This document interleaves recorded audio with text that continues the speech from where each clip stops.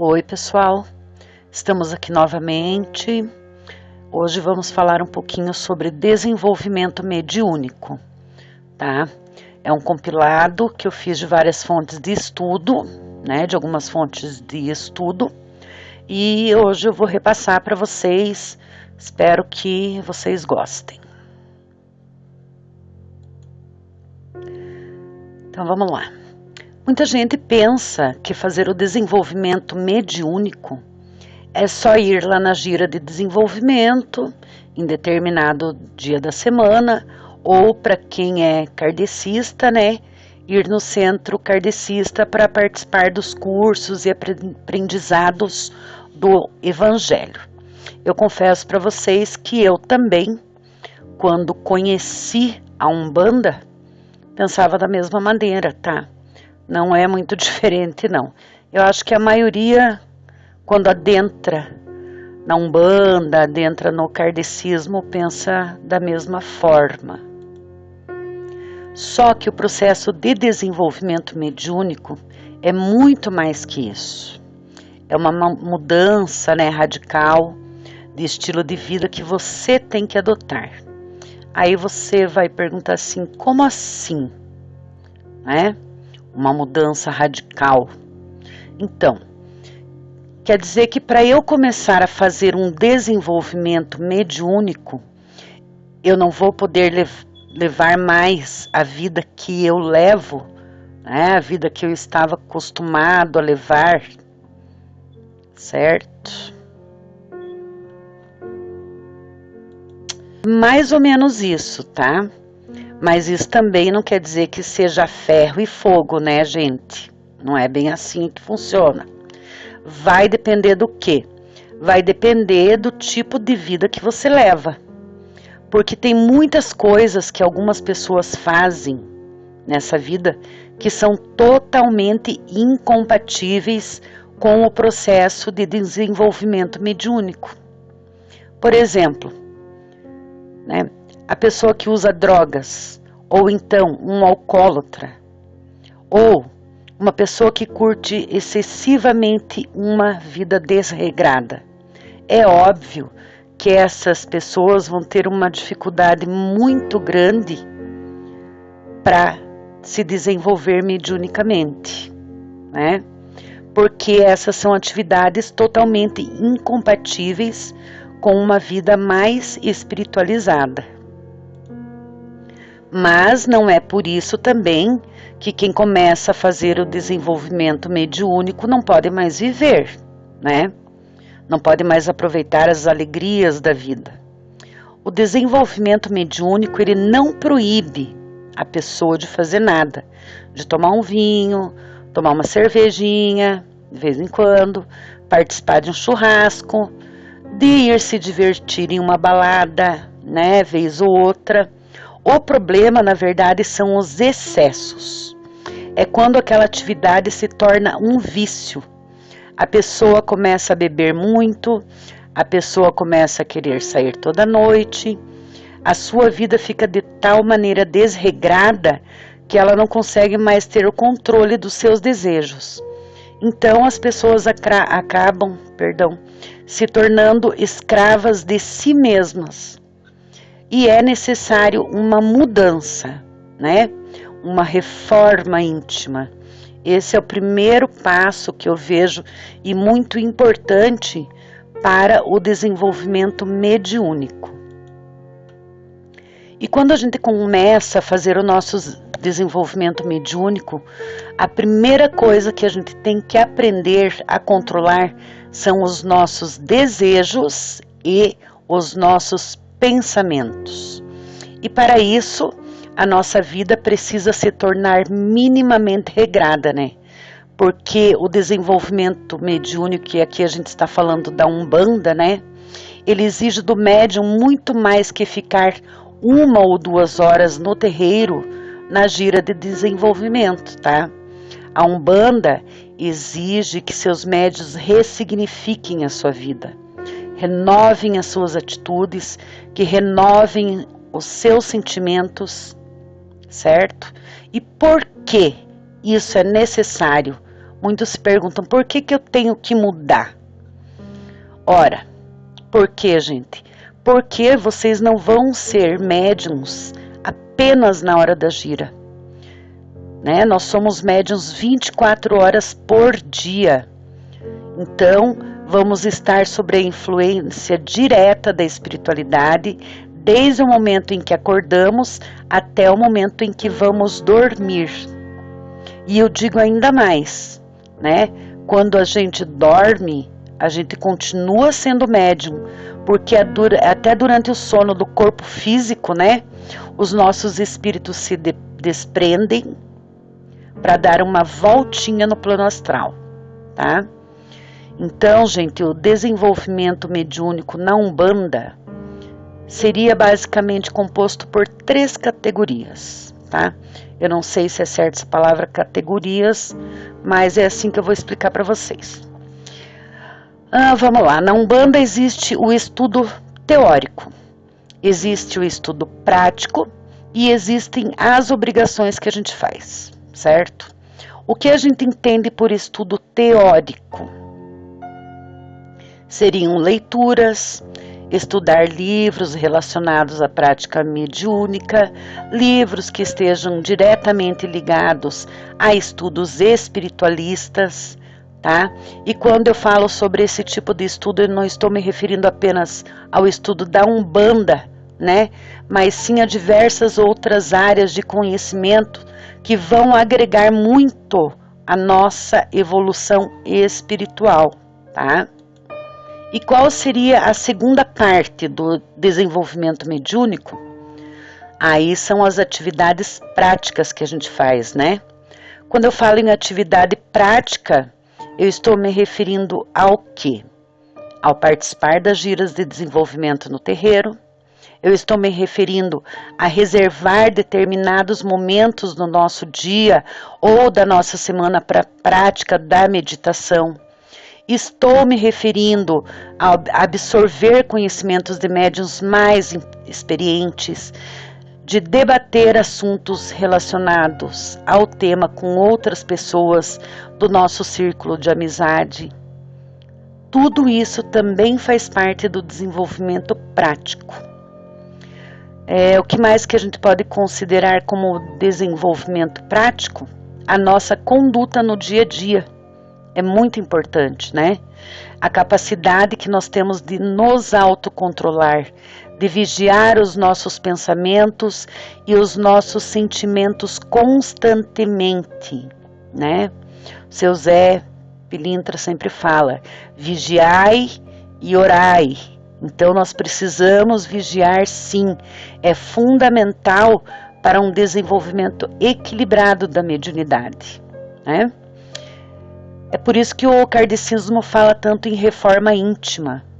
No kardecismo, por exemplo, antes de você desenvolver a sua mediunidade, é necessário que se faça a reforma íntima, certo? E eu creio que deveria ser assim em todo o lugar, né? Em todo o lugar que pratica a espiritualidade, né? Para quê? Para não ficarmos à mercê de espíritos sem luz, de entidades que querem se aproveitar dos canais mediúnicos que estão sendo desobstruídos, né, nos médiuns que estão em desenvolvimento, para muitas vezes agir em interesse próprio, ou até com o intuito de prejudicar o médium, tá? Então, quando eu falo em desenvolvimento prático da mediunidade, eu estou falando também nas boas obras que nós começamos a fazer e que devemos fazer diariamente, né? Então, às vezes, nós levamos uma palavra amiga, uma palavra de conforto para quem está precisando. Às vezes, fazemos a caridade para alguém que cruza o nosso caminho, alguém que a gente nunca viu, não conhece, né? E nós vamos ir percebendo com o amadurecimento da nossa mediunidade que muitas das atitudes que nós temos na nossa vida diária são influenciadas pelo plano espiritual. Esse é o lado bacana da gente fazer o desenvolvimento mediúnico. a gente começa a ter essa consciência das influências externas que acabam interferindo na nossa vida, nas nossas decisões. Então esse seria o lado prático do desenvolvimento mediúnico que nós temos que lapidar. Qual seria a terceira parte do desenvolvimento mediúnico na Umbanda? São as obrigações. Eu tenho certeza que tem um monte de gente querendo saber que raio de obrigações são essas, né? E quando eu falo em obrigações, pessoal, eu não estou me referindo a nenhuma exigência das entidades, tá? As entidades na Umbanda, na verdade, não exigem muito, não, de ninguém, tá bom? Obrigações são no sentido de você, nós, nos comprometermos a fazer determinadas coisas. Eu já falei dos preceitos na Umbanda, né, que a gente precisa ter, e outro tipo de obrigação que a gente se predispõe a fazer quando iniciamos o nosso desenvolvimento mediúnico são o quê? Orações, quando acordamos e antes de dormir. Essas orações são importantes porque é uma espécie de firmeza para o nosso anjo da guarda. Vocês entendem? Quando nós acordamos, o primeiro pensamento tem que ser direcionado a Deus, né? Ao Lorum, à espiritualidade superior, aos nossos guias, porque essa sintonia vai acompanhar a gente durante todo o nosso dia. A oração matinal, ela tem o condão de adestrar o nosso corpo mental. E através da oração, a gente condiciona o nosso pensamento a permanecer em um estado vibratório mais elevado. E isso facilita muito a nossa conexão com o mundo espiritual. E para dormir é a mesma coisa. Qual a importância da gente fazer as nossas orações antes de nos desprendermos do corpo físico, né? Porque é isso que acontece quando a gente dorme. Para que o nosso espírito já saia do corpo, como?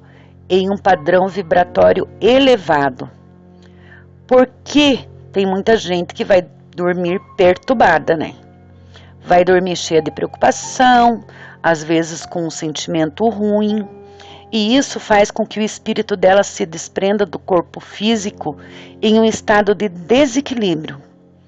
Porque a gente, né, quando a gente dorme perturbado, o nosso espírito desacopla do corpo físico nessa mesma vibração, né, ou na mesma vibe, como a gente fala.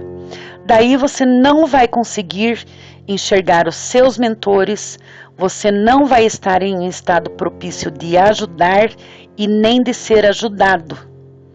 E às vezes os seus guias espirituais vão estar lá, do seu lado, e você não vai conseguir perceber a presença deles. Por quê?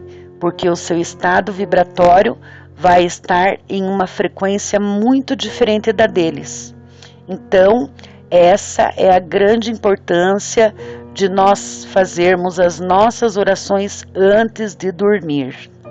Continuando, outra obrigação na Umbanda que ajuda muito na conexão com os nossos guias, né? São quais? Cultuar eles em determinados dias da semana. Então nós podemos cultuar as nossas entidades, especificamente, se você souber quais são, ou se você não souber qual entidade te acompanha, você pode cultuar a linha de trabalho. Por exemplo, segunda-feira você pode cultuar a linha de pretos velhos, ou dependendo de Exus, né? Para os pretos velhos você faz um cafezinho preto, sem açúcar, né? Para o seu preto velho, para a preta velha, coloca no seu altar, em algum lugar tranquilo da casa. Nas quartas podemos fazer uma oferenda para os ciganos, para as ciganas, colocar uma tacinha de vinho, ou então fazer uma oferenda para um caboclo de Xangô, se você trabalha com essa linha. Na quinta podemos cultuar os caboclos de Oxóssi, oferecer uns pedaços de frutas ou folhas ou ervas, né? Na sexta podemos oferecer, cultuar Oxalá, né? O importante, gente, aqui é você estabelecer um dia específico da semana para sintonizar o seu pensamento e o seu sentimento na energia daquele orixá ou de uma determinada linha de trabalho, tá? Não importa muito o dia que você vai estabelecer, né, para cultuar determinado orixá ou determinada entidade. Isso é o de menos. O importante é a gente fazer esse exercício constantemente. Isso tem que virar um hábito na nossa vida. E com o tempo a gente percebe que a nossa percepção mediúnica vai ficar muito mais aflorada, certo? E esse culto aos orixás e às entidades também fazem parte do quê? Do processo de desenvolvimento mediúnico. Nós temos também na Umbanda outras obrigações que contribuem de certa forma para o aprimoramento da mediunidade, né? A gente tem, por exemplo, os amacis, que são feitos de tempos em tempos, rituais realizados nos pontos de força da natureza, na cachoeira, para Mamãe Oxum, na praia, para Iemanjá, nas montanhas, né? Xangô, Iansã, na Calunga, para os Exus, até mesmo para os pretos velhos, nas encruzilhadas, nos lagos, nas matas. E toda essa ritualística serve para fortalecer a coroa do médium. Serve para intensificar e harmonizar o contato que ele tem com o plano espiritual. Então, serve para aproximar ainda mais a energia do médium com os seus guias, né? Então, essa é a contribuição das obrigações para o desenvolvimento mediúnico. Gente, ser médium não é um privilégio, é uma constante provação, não no sentido pejorativo, não no sentido de sofrimento, mas sim de sermos colocados à prova em todos os instantes. Eu sou médium há anos e a todo instante eu sou colocada à prova, todo dia, tá? E isso não muda, vai ser sempre assim até eu desencarnar, né? Então, a gente tem que lembrar que ser médium não é ter superpoderes, não é prever o futuro, não é obter vantagens do mundo espiritual para a vivência no mundo material, né? Porque a Umbanda não é um balcão de comércio, certo? Ser médium não é ter um Exu, um preto velho ou um caboclo. Ser médium é ser instrumento do Exu, do preto velho ou do caboclo. Acima de tudo, ser médium é ter responsabilidade e paciência. Ser médium é ter responsabilidade, pois tudo que é dito através da nossa boca durante a incorporação devem ser somente palavras das entidades e nunca nossas, né? Outras palavras, jamais devemos usar o nome das entidades ou a suposta incorporação para dizer coisas que não diríamos sem nos esconder atrás do nome deles. Tem que prestar muita atenção nisso. E ser médium é ter muita calma e paciência. Por quê? Porque requer muita resignação, né? Requer muita resiliência. O desenvolvimento mediúnico é um processo, não é um evento. E é extremamente particular. Para uns é mais rápido e para outros é mais lento, certo? Temos que entender isso também. Alguns desenvolvem a sua mediunidade rapidamente, devido a diversos fatores, tá? Entram em sintonia com seus orixás e entidades com mais facilidade. Outros, por fatores como a ansiedade, os vícios, o medo, a timidez, demoram mais para estabelecer essa sintonia. O importante é não pular os degraus do desenvolvimento mediúnico, tá, gente? E não se apavorar e não querer tudo para ontem. Tem que ter calma, tem que ter paciência e responsabilidade sempre. Médiuns responsáveis sentem lentamente as vibrações das entidades e as vão assimilando aos poucos, né? Dessa forma, a coisa acontece de forma natural, sadia, responsável e correta, certo? Agora, o bizarro e irresponsável, né, é quando um médium que nunca sentiu sequer uma irradiação, de repente é como se alguém apertasse um botãozinho ligar lá e ele sai dançando, gingando, né, entidades, orixás, como se apesar de nunca ter sentido nada antes, né, como se naquele dia a sua mediunidade tivesse se desenvolvido instantaneamente, milagrosamente, e seus orixás e entidades já estivessem 100% sintonizados com ele. Não acontece. Sim, a pessoa quando vai a primeira vez no terreiro, ela não entende o que está acontecendo. Isso é normal também acontecer, né? Ela não sabe o que ela pode deixar fazer, ou se é ela que está fazendo, se é a entidade que está fazendo, mas fica estranho, né? Então, isso é o mais comum, tá, do que a gente imagina. Acontece muito. Apenas não imaginem que as outras entidades, bem como os dirigentes e até mesmo a assistência não percebem isso. Todo mundo vê. Também não confunda o solo sagrado, o terreiro, com palco. Isso é obrigatório, gente. Por favor, não confunda com palco, né? São coisas bem distintas. Não confunda a mediunidade, né, com miojo, por exemplo. O miojo fica pronto em 3 minutos. A mediunidade requer equilíbrio, calma, paciência e seriedade. E isso às vezes leva tempo. Leva tempo. E tem que ter paciência. Se a pessoa quer ser um bom médium, ela tem que ter paciência. Então é por essas razões que não existe uma fórmula específica para o desenvolvimento, pois cada terreiro tem os seus próprios procedimentos, né?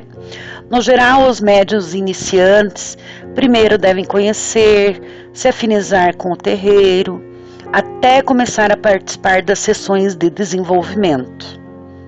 Às vezes conhecem vários terreiros até se afinizar com algum, tá? Aí, a partir daí, os guias daquele médium vão se aproximando gradativamente, o que provoca uma série de sensações no corpo e na mente do médium, tá? Isso acontece, sim. As primeiras manifestações costumam ser irregulares, né? Com espasmos e outras reações que chegam até ser meio violentas. E com o passar do tempo, a ligação mediúnica se fortalece e a sua manifestação se torna cada vez mais natural e fluida, até o ponto dele estar preparado para o trabalho na Umbanda. Durante este processo, o médium apara inúmeras arestas, certo? Tanto na sua mediunidade, quanto na sua moral e no seu íntimo. Então vamos salientar aqui alguns pontos sobre o desenvolvimento mediúnico na Umbanda. Primeiro, o desenvolvimento é lento, exige muita paciência, não pode ser forçado e não pode ser acelerado. Não se pode pular etapas, tudo acontece no momento certo, e é bom que seja assim. porque o atendimento é uma responsabilidade muito grande. É necessário garantias de que o médium está preparado para assumir essa tarefa. E esse preparo vem somente com o tempo. Número 2. O amadurecimento da mediunidade é, antes de tudo, um desenvolvimento de si mesmo, né? Ele exige autoconhecimento. É preciso evoluir moralmente, assumir uma postura correta e agir de acordo com os princípios éticos. Então aqui vem a famosa reforma íntima, né? A mudança ela começa de dentro para fora, não é de fora para dentro, é do nosso interior, tá? 3. Com o desenvolvimento, muita coisa há muito tempo guardada começará a se manifestar, muitas coisas, né? Começarão a se manifestar.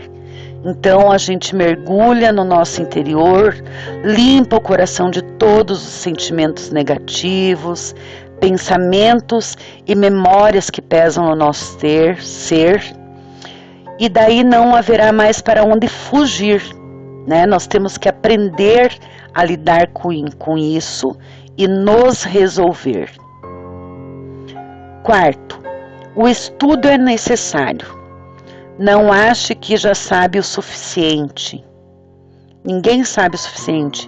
Eu não sei o suficiente, né? Ninguém é dono da verdade absoluta e ninguém sabe tudo. A gente está em constante evolução, né? Então é o conhecimento que trará a compreensão do que se passa conosco, né? Nós temos que ter a humildade de sempre ouvir, mostrando-nos dispostos sempre a aprender mais. Muitas das nossas perguntas têm respostas, basta procurá-las. 5.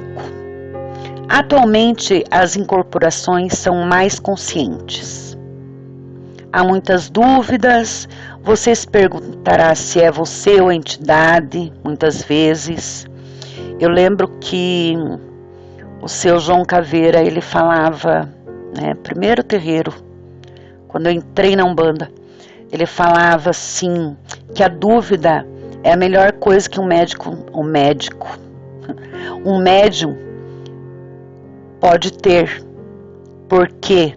Porque quando ele achar que ele sabe tudo e que ele não tem mais dúvidas, ele foi pego pelo ego, né? Então dúvidas são boas, é normal, é natural, tá? Natural. Então você às vezes vai se perguntar se é você ou a entidade, né, que tá falando, mas tudo isso é normal, é natural. Com o tempo vai ficar mais fácil distinguir o que é seu e o que é da entidade, né? Nessa fase inicial, na fase inicial do desenvolvimento mediúnico, a fé é muito necessária para prosseguir nesse caminho maravilhoso que é a mediunidade. Devemos persistir, apesar das dúvidas e das inseguranças, tá? 6. O desenvolvimento deve acontecer no terreiro. Não queira desenvolver a sua mediunidade em casa, porque não tem proteção. É um campo aberto para tudo, né? Não tem uma firmeza, não tem uma tronqueira, não tem um assentamento, não tem nada. É um perigo, certo? Então o desenvolvimento deve acontecer no terreiro, sob a supervisão de um sacerdote, de um dirigente, de um pai ou mãe de santo. É a ele que você deve recorrer caso tenha alguma dúvida ou esteja passando por alguma situação. Cursos podem ajudar sim, né? Conhecimento, como a gente já falou, mas não substitui o acompanhamento de alguém mais experiente, tá? Então a pessoa quando entra para Umbanda, entra para o kardecismo, para qualquer local espiritualista, né? Ela tem que ter certeza que deseja seguir esse caminho, tá? Sétimo, e também muito importante, não são os elementos materiais que farão de você um bom médium, certo? Banhos, né? Não precisa ficar lá todo dia banho. Guias, 20 guias no pescoço, firmezas, roupas, chapéus e outras coisas, né? Contribuem, sim, mas somente o tempo fará de você um médium preparado, certo? E com o tempo as entidades vão pedindo as coisas, né? Mas isso você já tem que estar preparado para entender o que realmente a entidade vai precisar usar, entender o que a entidade quer ou se é você que quer aquilo, né? Então, a gente não deve se deixar impressionar por aquilo que é superficial. Oitavo, não se preocupe também em descobrir quem são seus orixás de cabeça, nomes das entidades, o ponto riscado delas. Tudo tem o seu momento, tudo tem a hora certa. Quando seus guias considerarem que é o momento, você vai saber. Deixa fluir, né? Deixa acontecer naturalmente. Tem aquela música que fala. Então, deixe fluir as coisas em sua naturalidade, tá? Tudo tem um momento. Tem um momento da entidade se apresentar, de dizer o seu nome. Tem um momento de você descobrir quem são os seus orixás. Tem um momento da entidade riscar o ponto dela, né? Tudo tem a sua hora. Não queiram colocar a carroça na frente do boi.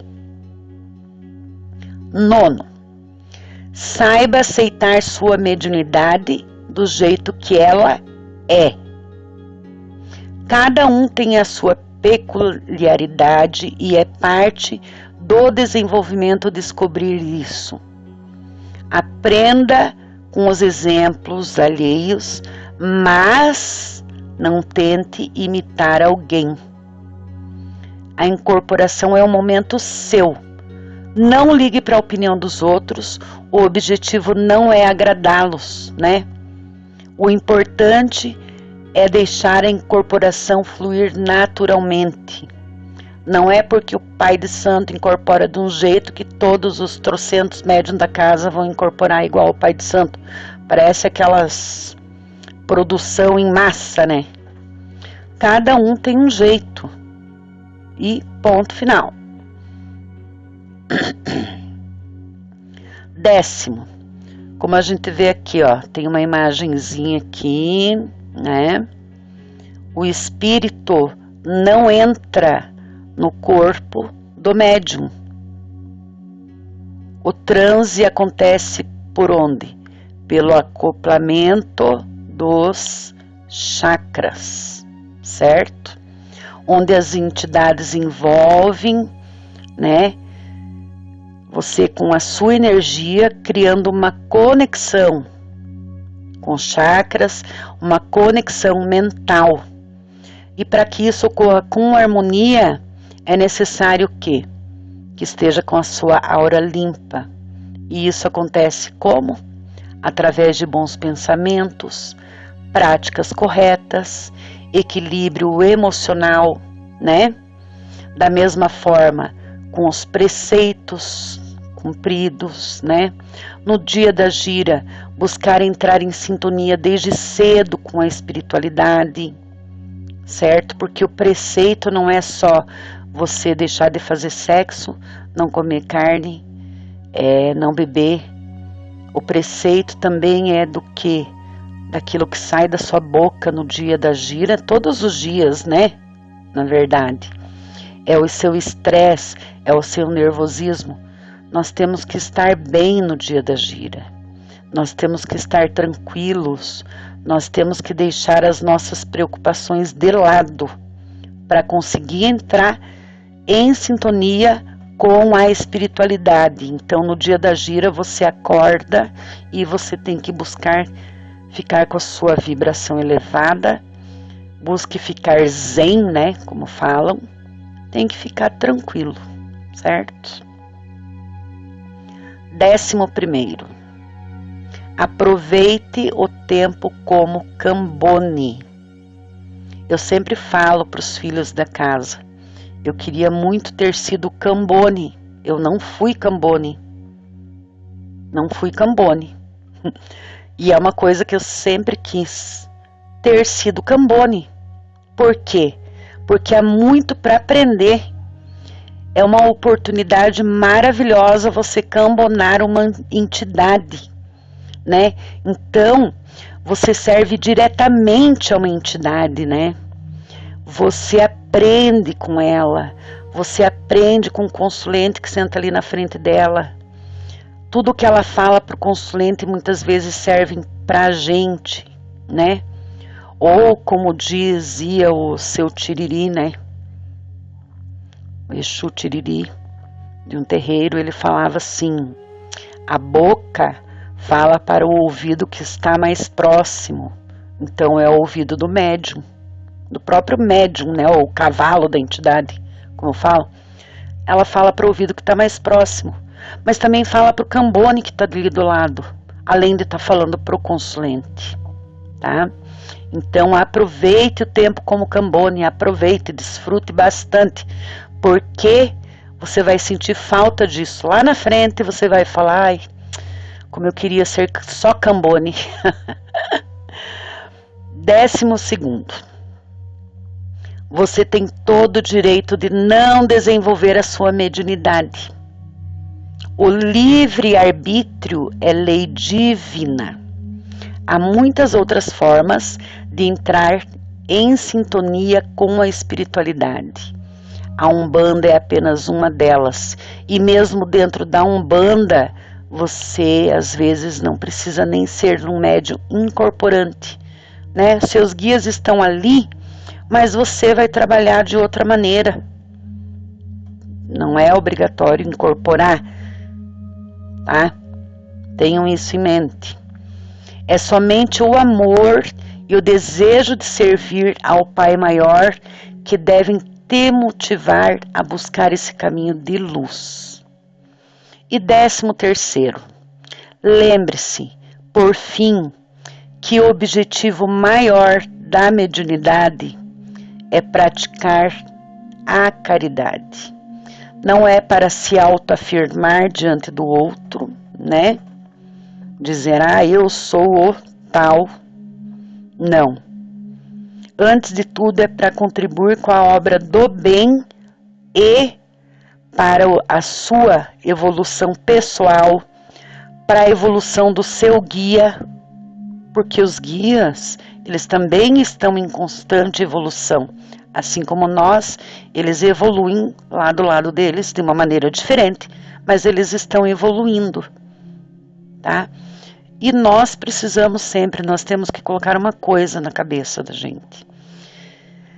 A nossa vida é uma constante evolução. Todos os dias, todas as horas, todos os meses, todos os anos, até o nosso desencarne. Nós nunca seremos detentores da sabedoria, né? Porque a minha verdade é única e absoluta. Certo, Dona Rosa Caveira? Primeira pomba gira que eu incorporei e com quem eu trabalhei por muito tempo, né? Servindo, ajudando, né? Porque eu servia ela, eu era um instrumento dela também de trabalho. E ela falava o quê? Que ninguém é dono da verdade absoluta.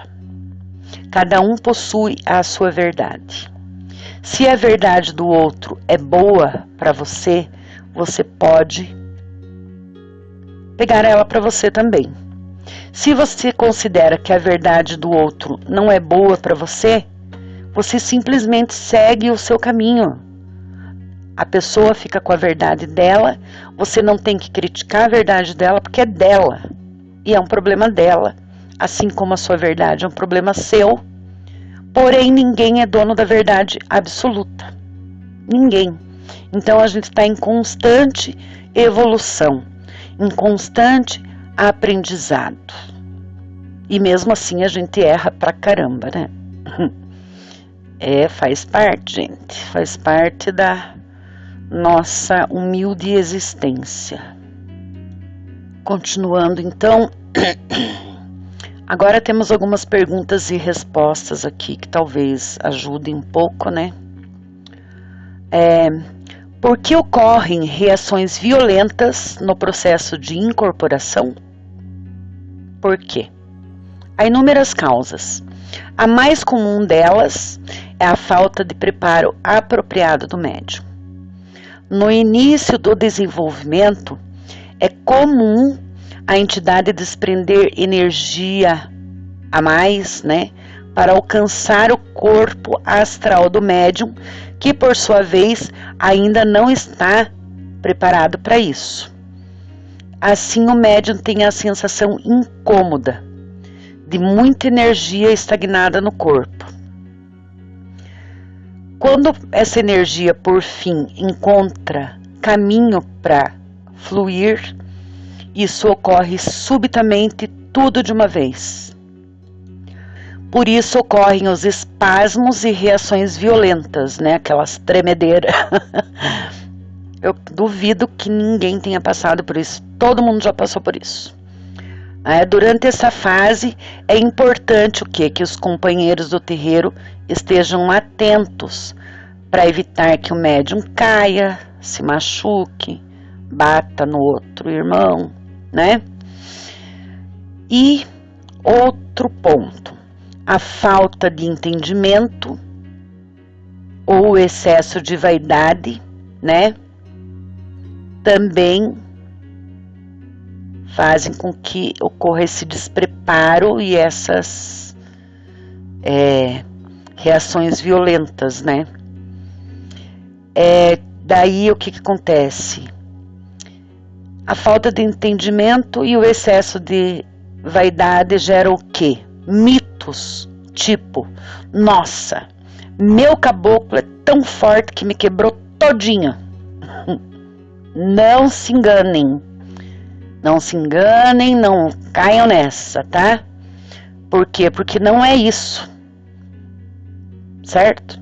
Até porque uma entidade não é melhor que a outra. Ela simplesmente tem cada uma o seu campo de atuação, onde são mais especializadas. Então não é porque você sentiu aquela energia, né, forte, violenta durante a incorporação, que o teu caboclo é tão forte que te quebrou todo. Às vezes você não fez um preceito direito, às vezes, né, sabe lá o que aconteceu antes da gira, ou, como a gente está falando aqui, você ainda está desenvolvendo a sua mediunidade, tá? Quanto tempo deve durar um desenvolvimento mediúnico? Quanto tempo? O bom desenvolvimento, né, não é medido em tempo, mas sim em qualidade, tá? E aqui a gente está falando o quê? Do desenvolvimento para a pessoa começar a atender junto da entidade, né? Porque se a gente for falar em claro e bom tom, a gente está desenvolvendo para o resto da vida, né? Faz parte da nossa evolução espiritual. Mas aqui a gente entende que é o quê? Para até chegar o momento de darmos um passe junto da entidade, uma consulta, né? Então ele não é medido em tempo, mas sim em qualidade.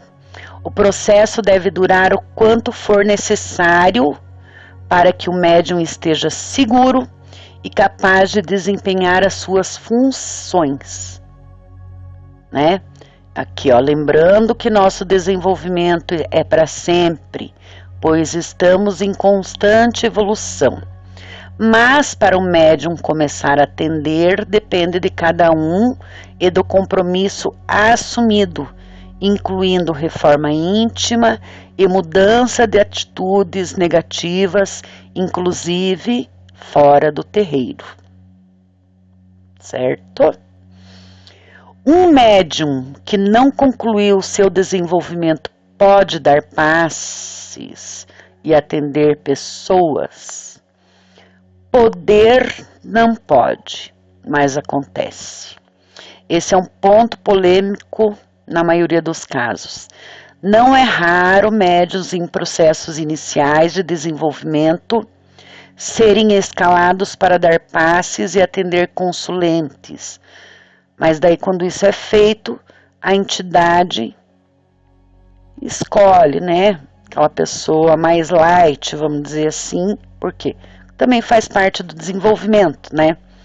Agora também não é raro o médium, não sendo escalado, não sendo chamado, ele ir lá e pau, meter a mão no consulente, dar passe, porque eu vou tirar tudo aqui hoje, não sei o que, né?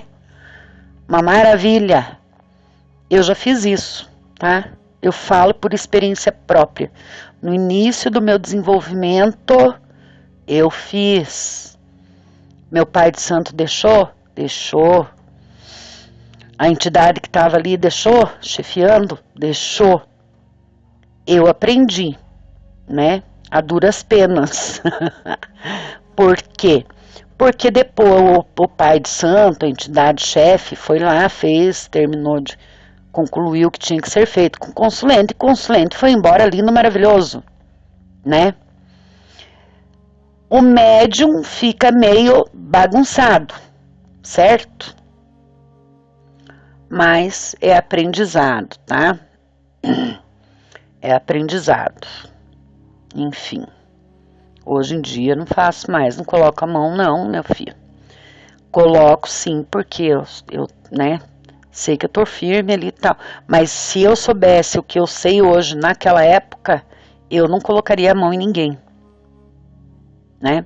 A nossa casa tem uma norma interna. O médium só pode dar passe sem encostar no consulente, né? E ainda depende do consulente. Até porque isso faz parte do desenvolvimento.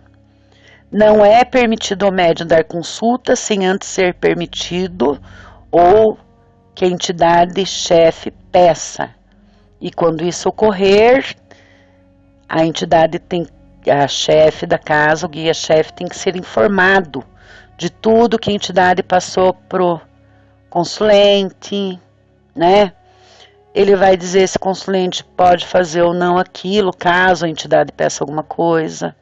Para isso que existem os cambones, eles têm que estar atentos às consultas das entidades que eles estão cambonando. Se algo fugir às regras, ou se algo de estranho estiver acontecendo ali, ele deve comunicar à entidade chefe da casa, né, que está no momento à frente dos trabalhos, né? Então, sempre existe alguma, como é que eu posso dizer, eles permitem sim, às vezes, mas para pessoas que não estão ali com grandes problemas, não estão com grandes carregos, né?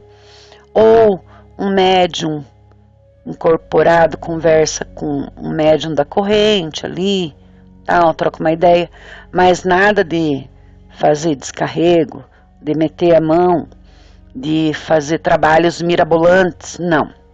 Isso aí é proibido, tá? Por quê?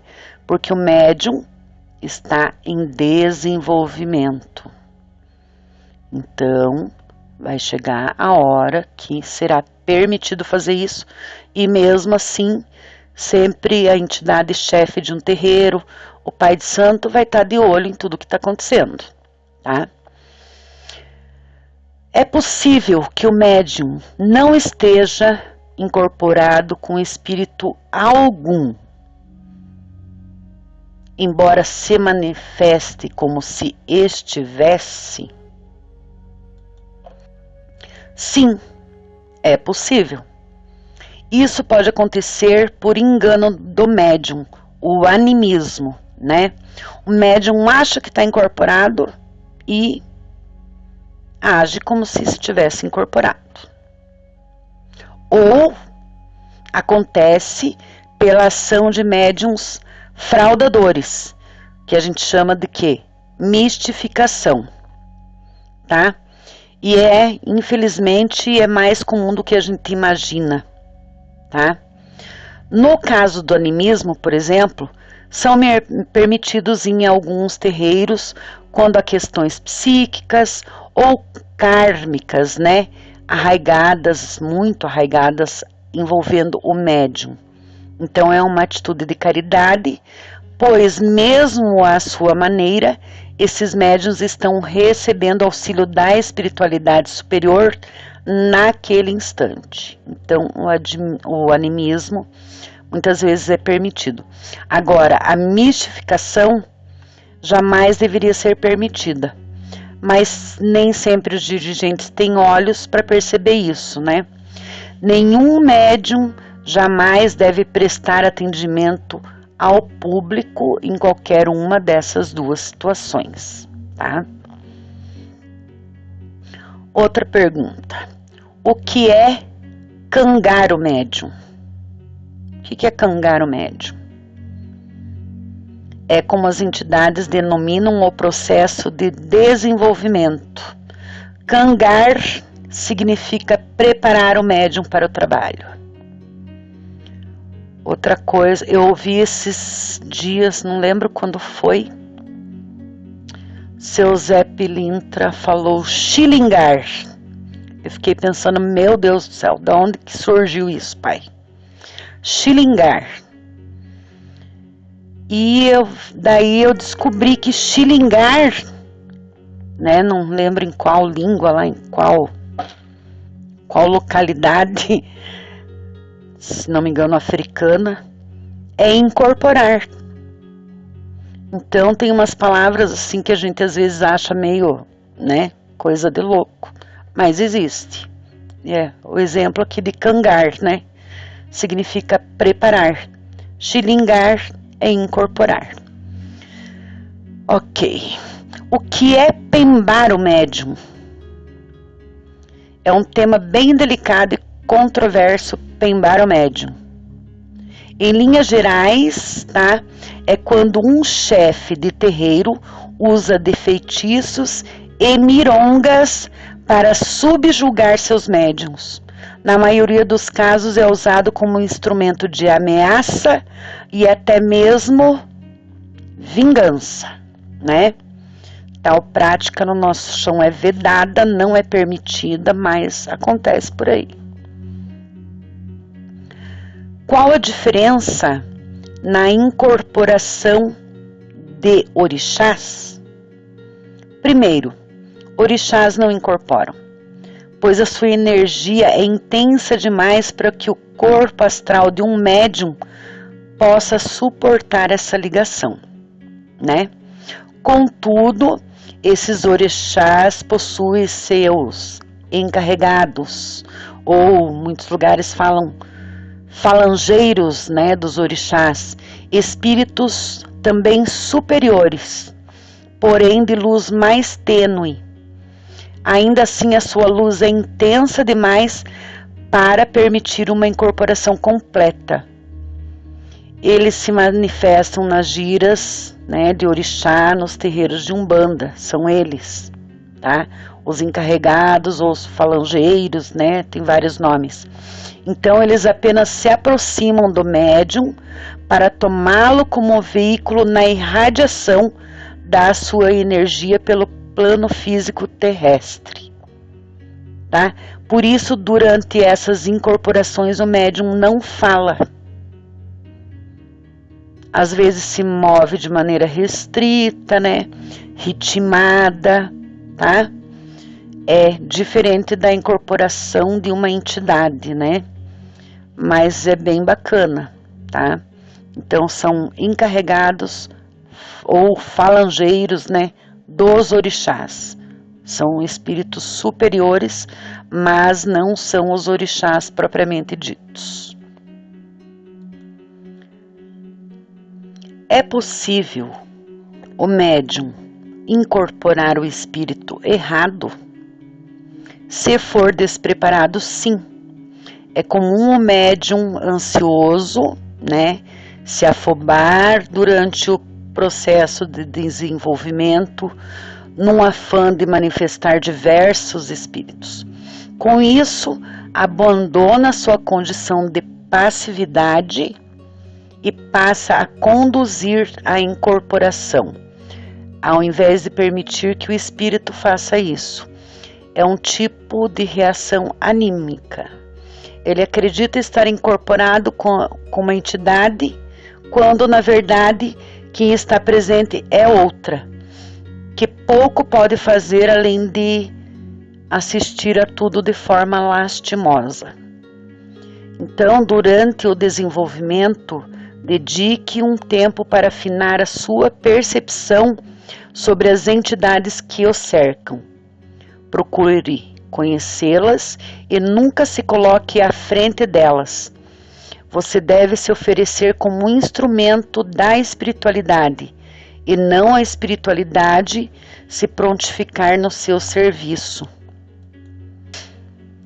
Como se explica o fato de, por exemplo, Tranca-Ruas estar incorporado em vários lugares e em vários médiuns diferentes ao mesmo tempo? É possível se incorporar em vários médiuns simultaneamente? É possível, sim, conforme descritos na literatura de Kardec, que espíritos de alta envergadura se manifestem em vários médiuns ao mesmo tempo. Mas não é este o caso nos terreiros de Umbanda, tá, gente? Tranca-Ruas, Sete Flechas, Pena Branca, Pai João, entre outros, né? São nomes de falanges de trabalho. Todos os espíritos pertencentes àquele grupo se manifestam com o mesmo nome quando estão em terra, mas tratam-se de espíritos de individualidade diferentes. São espíritos diferentes, assim como encarnados aqui existem várias Marias, vários Joãos, vários Pedros, né? Lá também é assim, na espiritualidade. São de individualidades diferentes. Então, não é o Tranca-Ruas que está em vários lugares ao mesmo tempo. São vários espíritos da mesma falange em vários lugares, utilizando o mesmo nome. Por que as entidades se manifestam de forma semelhante? Para um médium vidente, é fácil identificar qual espírito está incorporado, basta ele ver, né? Mas para a maioria das pessoas não é simples assim. Por isso, cada falange de trabalhadores possui comportamentos, movimentos e sons que nos auxiliem a identificar a sua presença. Caboclos costumam bater no peito, pretos velhos curvam-se frequentemente, Exus dão boa noite a todos mesmo quando é dia. Essas são algumas dessas características. Por trás de cada uma delas ainda há outros conceitos particulares que variam muito, né, de acordo com a falange espiritual e o terreiro onde ela trabalha. É possível que uma entidade imite a outra quando incorporada? A imitação é possível e até muito comum, mas não por parte da entidade. Cada espírito tem a sua própria individualidade, né? O ideal seria que todo médium oferecesse condições ideais para que eles se manifestem segundo a sua própria natureza. Porém, devido principalmente à ansiedade dos médiuns iniciantes ou má preparação dos médiuns inexperientes, eles mesmos buscam referências em outros espíritos para se sentir mais confiantes e passam a imitá-los. Essa questão, contudo, envolve muitos detalhes e deve ser tratada somente pelos dirigentes e entidades comandantes de cada casa. Médiuns que se julgam capazes de decidir qual manifestação é autêntica ou não, podem tornar-se alvos fáceis, né, da espiritualidade sombria e desencadear conflitos sérios no terreiro. Como devo saber o nome das entidades que vão trabalhar comigo? Essa é a grande preocupação. Todo mundo pisou no terreiro, começou a desenvolver. Ai, quero saber o nome da minha entidade. Gente, não adianta querer colocar o carro na frente dos bois, certo? Eles devem se apresentar. Evite ficar imaginando como isso seria, pois a entidade pode prejudicar o seu progresso. A ansiedade pode prejudicar o seu progresso. E a sua mente pode inventar um nome que não é realmente da entidade. E o que a entidade vai fazer? Ela vai deixar até que na hora certa ela vai chegar para o dirigente da casa e se apresentar verdadeiramente, tá? Eu já vi casos e casos e mais casos. Da entidade falar, o médium falar, minha entidade é tal, a entidade concordar que ela é a tal. Não, tudo bem, eu sou a tal. Para ela não tem diferença. O médium que fica achando que é a tal. Até o momento que a entidade decide dizer quem é, aqui ela veio, que tipo de trabalho, etc, etc. Né? Então, não tem que ter pressa. Porque é pedido que as entidades risquem ou cantem seus pontos. Esses são instrumentos de conformação da entidade junto a seu médium. Esses pontos são chaves da identidade dos espíritos e falanges. Somente um médium bem incorporado pode traçá-lo corretamente. No nosso terreiro, nós não pedimos que a entidade risquem o ponto, a gente não chega e obriga lá, vai lá e risca lá. Não. Elas mesmas informarão que querem riscar o ponto, vão pedir uma tábua para isso, né, quando sentirem que os seus médiuns estão preparados. E isso não significa que o médium já está preparado para dar consulta, tá? Às vezes pode atender um ou outro consulente com problemas simples para ir entendendo o trabalho da entidade e se afinizando com a mesma, certo? Como saber se o ponto riscado pela entidade está correto? Isso é sabido pelas entidades chefes do terreiro e deve ser confirmado por elas. Quando o traçado ou o ponto cantado estão perfeitos, ele é autenticado pelo regente da casa. Quando está algo, né, errado, o médium é carinhosamente orientado pelo guia para se preparar melhor, para permitir uma incorporação mais fidedigna na próxima oportunidade, né?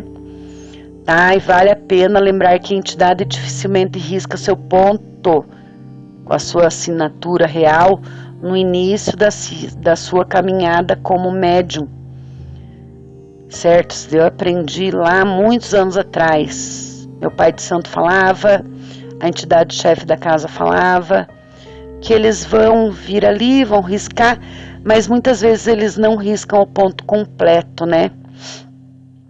Até porque muitas vezes aquela não é a sua entidade de trabalho, mas é a que está ali desenvolvendo a sua mediunidade, né? Te preparando para o momento em que a sua entidade de trabalho for se apresentar, né? Geralmente são entidades da mesma falange, da entidade com a qual o médium irá se firmar mais para frente. Por isso é tão comum no início da incorporação, né, o médium incorporar várias entidades de várias falanges, né? Por quê? Não devemos ter pressa. Não devemos ter pressa. As entidades vão se afinizando até que chega o momento que aquela entidade de trabalho ela vai se apresentar, né? Outra coisa importante, não temos que ter pressa em comprar roupas, capas, elementos de trabalho. Porque nós temos que ter certeza que aquela entidade vai ser entidade de trabalho. Ela vai pedir o que é necessário para trabalhar, né? Então, por esse motivo, geralmente não é liberado no terreiro que os médiums mandem confeccionar as roupas esquerdas, né? Comprar 500 mil coisas lá, sendo que no fim a entidade não vai usar nada daquilo. Sou eu ou a entidade que está falando? Como se livrar da eterna dúvida? Esta é talvez a dúvida mais comum aos médiuns iniciantes. E se sua resposta fosse simples, não seria mais dúvida, né? Na verdade, a interferência de médiuns no contexto da incorporação é muito comum no princípio do desenvolvimento e deve ser encarado como algo normal. Somente com o exercício, né, com o desenvolvimento, o médium diminui a sua ansiedade e cede o espaço para que a entidade se manifeste com liberdade e clareza. Durante esse período, o médium precisa de entrega absoluta para essa experiência, tá? E também ignorar o julgamento alheio e sempre recorrer aos dirigentes do terreiro para ajudar, né, no que for preciso, certo? Não há regras absolutas. Contudo, há alguns indicadores típicos da interferência, né, do médium, seja na incorporação ou na movimentação do corpo. O médium comumente está travado, restringindo a ação da entidade, né, quando a entidade incorporada não fala nada, mal se move e não sai do lugar, o médium tropeça, se desequilibra, às vezes cai com frequência no processo de aproximação, né? O médium inicia o processo de incorporação, mas daí ele mesmo rompe esse processo no meio do caminho, tá? Então é comum acontecer isso, né? Enquanto o médium não está seguro, tá? Por outro lado, tem as indicações de animismo, né? Da exacerbação da ação do espírito, certo? Quando a entidade gira muito, fala muito alto ou se movimenta exageradamente. Quando há excesso de tiques nervosos, sotaques ou ações incompreensíveis. Quando o que ele diz não corresponde com a realidade ocorrida. Quando o espírito manifesta opiniões que na verdade são do médium e não dele, né? Esse último caso é sempre uma questão delicada de analisar, mas tem uma dica que pode ajudar, né? A palavra de um espírito de luz, ela possui um tipo de sabedoria claramente identificada em seu discurso, mas que dificilmente pode ser vista no discurso do encarnado. Eles não tomam partido em conflitos terrenos, guardam uma imparcialidade ímpar nestes conflitos, mesmo quando seus aparelhos estão envolvidos, pois reconhece todos como filhos de Deus, carentes de esclarecimento e auxílio nessa terra. Então tem que estar atento a esse tipo de sabedoria. Onde você encontrá-la, estará falando com um guia autêntico, tá? Devo conversar com entidades incorporadas nos outros médiuns em desenvolvimento mediúnico? Isso varia de acordo com as regras da casa. Em linhas gerais, né, é bom que serve de exercício para o médium em desenvolvimento. À medida que a conversa flui, a entidade fortalece a sua ligação e reduz as interferências do aparelho na comunicação, tá? Mas isso requer alguns cuidados. Requer ter em mente que trata-se de médiuns em desenvolvimento, por isso passíveis de falhas e interferências na comunicação, o que é normal nessa fase. As mensagens devem ser analisadas antes de serem tomadas como verdade.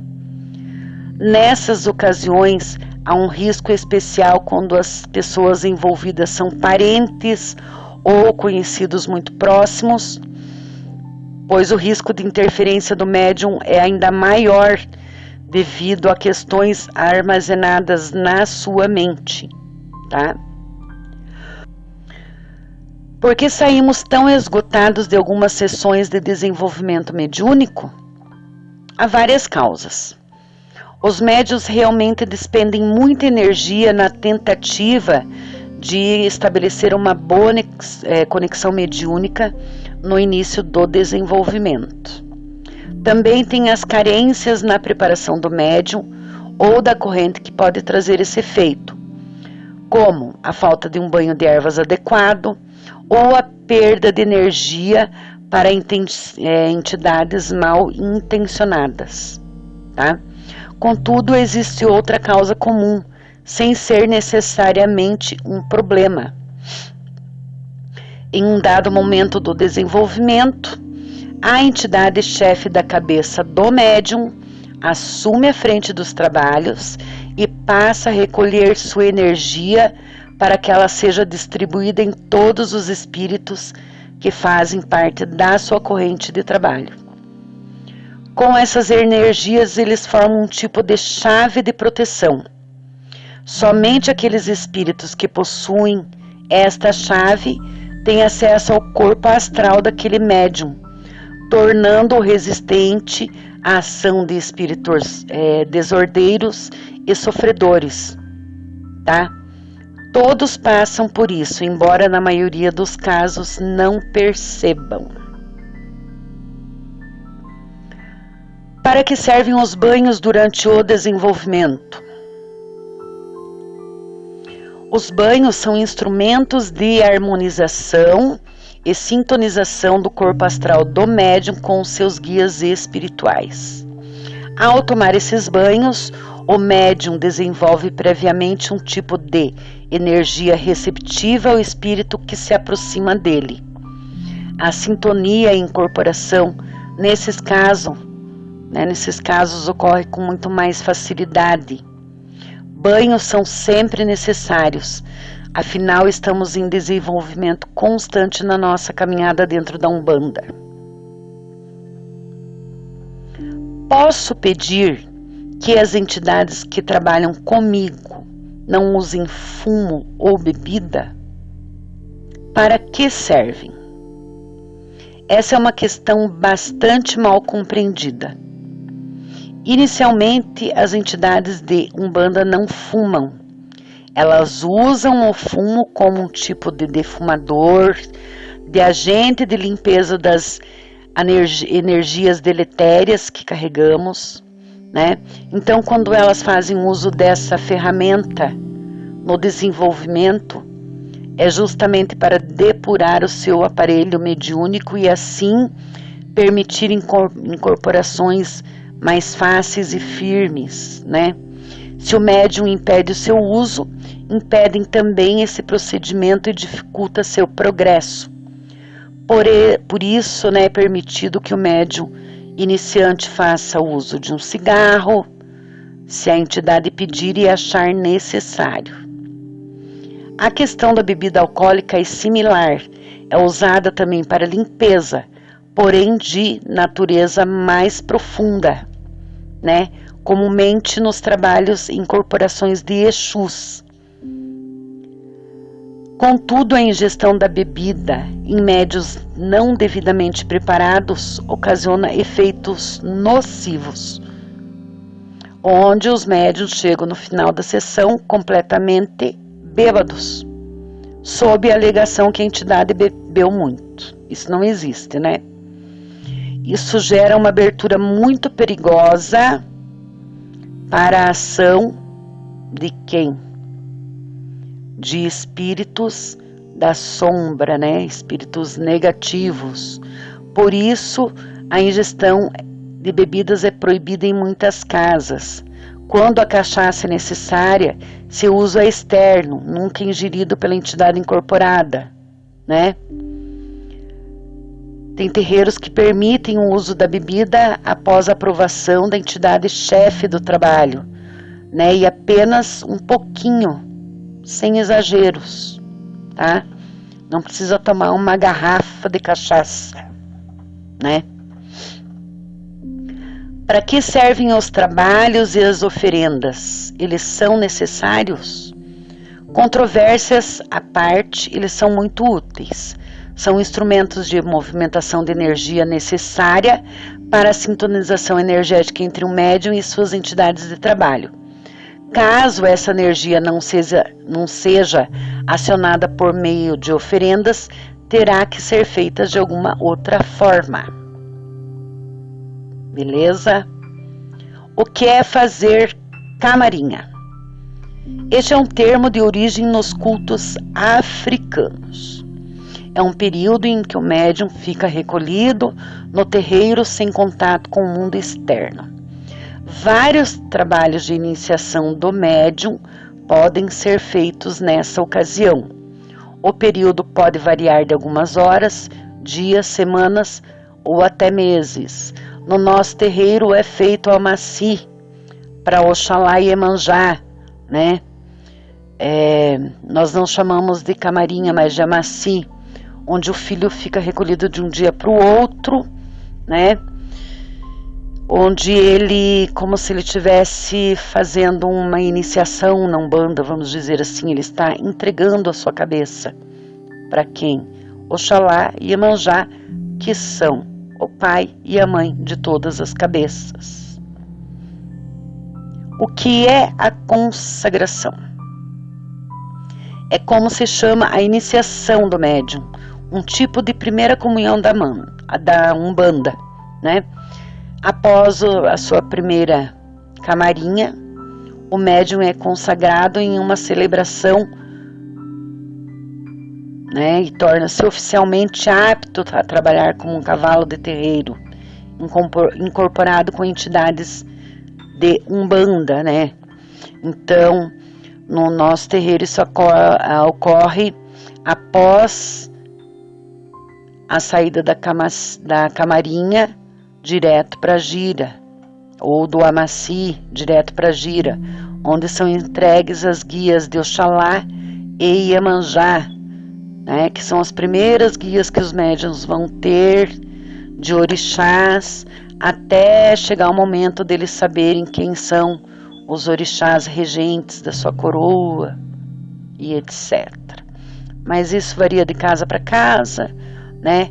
Cada casa tem um fundamento, cada casa tem uns segmentos, e aqui eu só deixei um apanhado geral sobre o que seria o desenvolvimento mediúnico, né? Pode diferir em vários lugares, né? E como eu já disse, ninguém é dono da verdade absoluta. A nossa intenção é apenas ajudar para um entendimento maior, né? Então é isso. Espero que vocês tenham gostado e logo teremos um outro vídeo abordando algum outro assunto. Muito axé para todos.